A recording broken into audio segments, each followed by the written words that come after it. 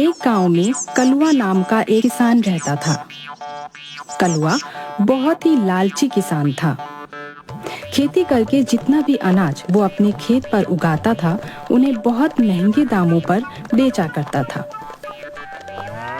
अनाज तैयार हो गए हैं, इन्हें रख देता हूँ। कुछ महीनों बाद मंडी जाकर बेचूंगा। कुछ महीनों बाद कलुआ मंडी जाता है।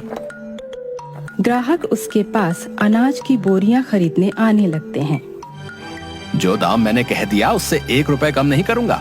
लेना हो तो लो, वरना जाओ। अरे भाई, कुछ तो कम करो। हैं?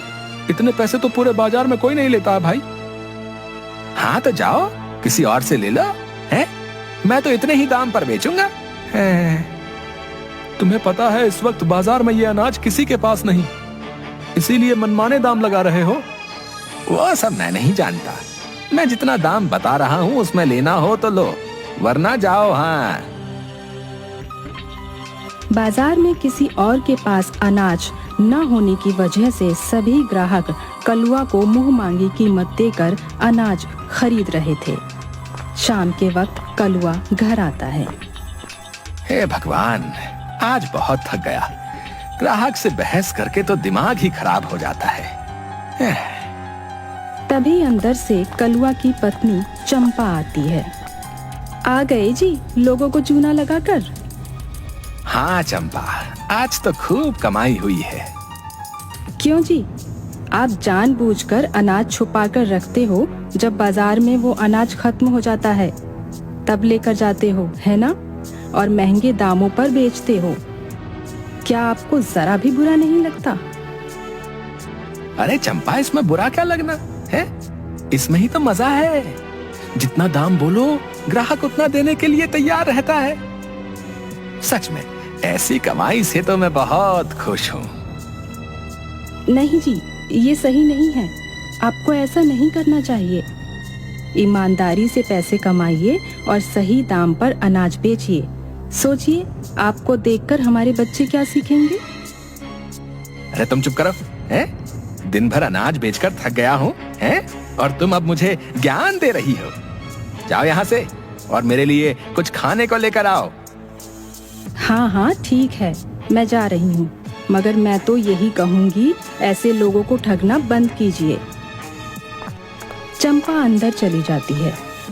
हे भगवान, ये कैसी बीवी दे दी है तूने? हैं? पति का साथ देने के बदले ये तो मुझे ही ज्ञान देती है भाई। इसका कुछ नहीं हो सकता, मूर्ख कहीं की। कलुआ के पड़ोस में एक बुढ़िया रहती थी। वो बुढ़िया अकेले ही सारा काम करती थी। खेत पर बीज लगाती थी, कई महीनों तक फसल की देखभाल करती थी, और जब अनाज उग जाता था तब उसे बाजार ले जाकर बेचा भी करती थी। उसका बेटा उसे छोड़कर शहर चला गया था। एक दिन कलुआ की नजर उस बुढ़िया पर पड़ती है। वो बुढ़िया अनाज की बोरियां तैयार कर रही थी। चलो जरा इनके पास चलते हैं। कलुआ बुढ़िया के पास आता है। प्रणाम दादी जी, कैसी हैं? ठीक हूँ बेटा। इतनी उम्र हो गई है और आप अब भी अकेले इतना काम कर रही हैं। क्या करूं बेटा, जब तक भगवान शरीर चलाएगा तब तक तो काम करना ही पड़ेगा, वरना इस बुढ़िया को कौन खिलाएगा। अब आपका बेटा कभी आपसे मिलने नहीं आता? उसे कहाँ फुर्सत है जो वो मेरे पास आए। ये तो बहुत दुख की बात है। वैसे आपका बेटा नहीं आता तो क्या, मैं हूं ना आपका बेटा, मैं करूंगा आपकी मदद। क्या बेटा, मुझे कुछ समझ नहीं आया। अरे दादी जी, आप यहाँ अनाज उगाने का काम कीजिए। मैं बाजार जाकर आपके सभी अनाज को बेचकर आऊंगा, जिससे आपकी बहुत मदद हो जाएगी। अरे नहीं बेटा, मेरी वजह से तू क्यों परेशान होगा, रहने दे। नहीं दादी जी, इसमें परेशानी जैसी कोई बात नहीं है। ये काम तो मैं आराम से कर दूंगा। वैसे भी मैं अपना अनाज बेचने तो बाजार जाता ही हूँ। अच्छा ठीक है, जैसा तू कहे। ठीक है दादी जी, मैं कल ही इस अनाज को बाजार ले जाकर बेच देता हूँ। हैं? कलुआ घर आ जाता है। जी, आज आप अम्मा जी के पास क्या करने गए थे? तू अपना काम कर, मुझ पर ध्यान देना बंद कर। कलुआ मन ही मन बहुत खुश था। कलुआ अगले दिन उस बुढ़िया के पास जाता है। लाइए दादी जी, अनाज दीजिए, मैं बाजार जाकर इन्हें बेचकर आता हूँ। है? हाँ बेटा, ये लो। वाह, आज तो बहुत ही अच्छे दाम पर अनाज बिका है। शाम के वक्त कलुआ उदास होकर बुढ़िया के पास आता है। क्या हुआ बेटा, तुम उदास क्यों लग रहे हो? दादी जी, उदास होने की ही बात है। क्यों बेटा, क्या हुआ? अरे दादी जी, मैं अनाज बेचने तो बाजार गया, अनाज बिक भी गया, मगर उस अनाज के बदले बहुत ही कम पैसे मिले हैं। लोगों का कहना था कि अनाज अच्छा नहीं है। अरे बेटा, आज से पहले तो कभी ऐसा नहीं हुआ। हाँ? वही तो दादी जी, मैंने भी सभी को बहुत समझाया, मगर कोई समझने को तैयार ही नहीं था। ये लीजिए, इतने ही पैसे मिले हैं। अच्छा। अरे बेटा, ये तो बहुत ही कम रुपए हैं। जी दादी जी, बस इसीलिए मैं उदास हूँ।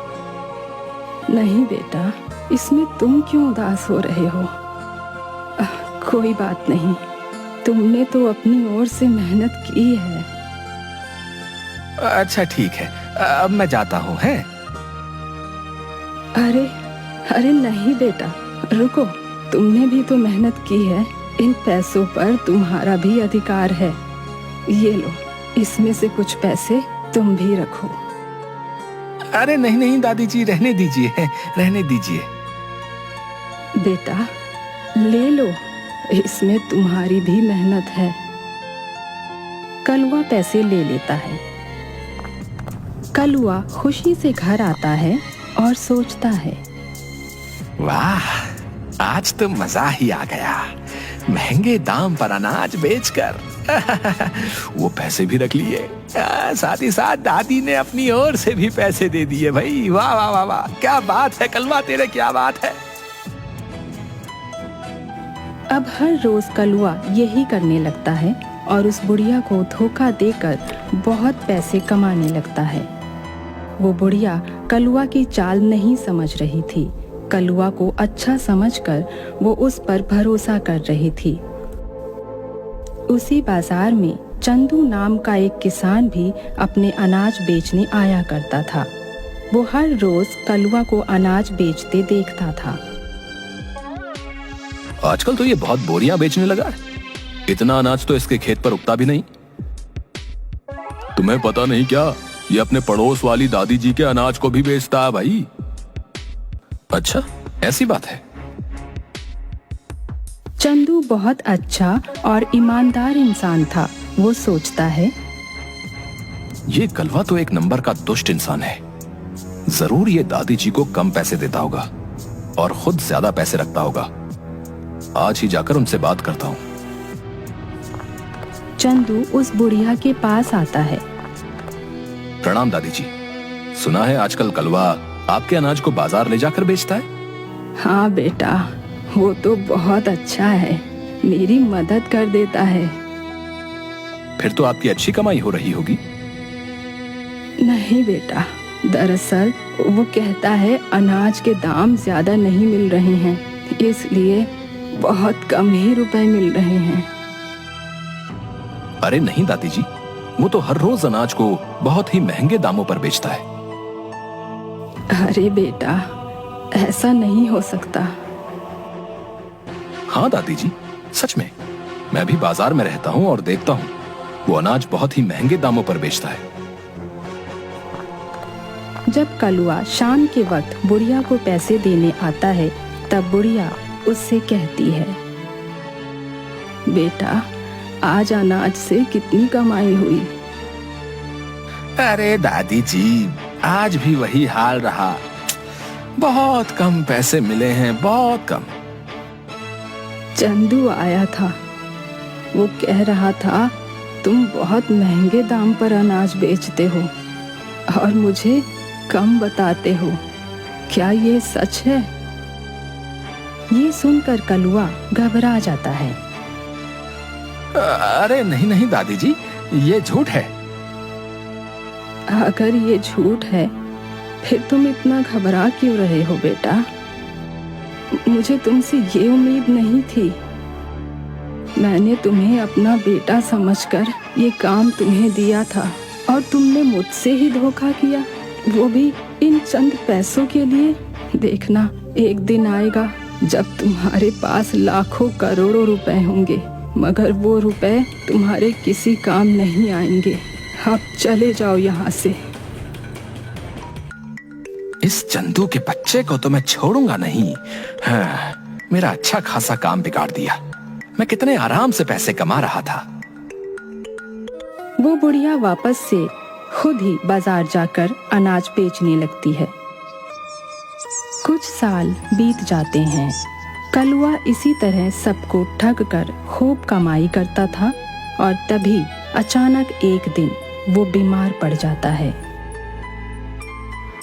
अरे चंपा, एक अच्छे डॉक्टर को बुलाओ भाई, जल्दी से जल्दी मुझे ठीक होना है। चंपा डॉक्टर को बुलाती है, मगर वो कलुआ का इलाज नहीं कर पाता है। अरे मेरे पास पैसों की कमी नहीं है चंपा, तुम बड़े से बड़े डॉक्टर को बुलाओ, मैं पैसे दूंगा, जाओ। बड़े से बड़े डॉक्टर को बुलाया जाता है, मगर कोई भी कलुआ का इलाज नहीं कर पाता है। अरे चंपा, मेरे पास बहुत पैसे हैं, तुम मुझे शहर लेकर चलो, मैं वहां जाकर अपना इलाज करवाऊंगा। शहर में कलुआ का इलाज करवाया जाता है, मगर वहां भी वो ठीक नहीं हो पाता है। कलुआ वापस गांव आ जाता है और इसी तरह बीमार पड़ा रहता है। हे भगवान, मुझे ठीक कर दीजिए।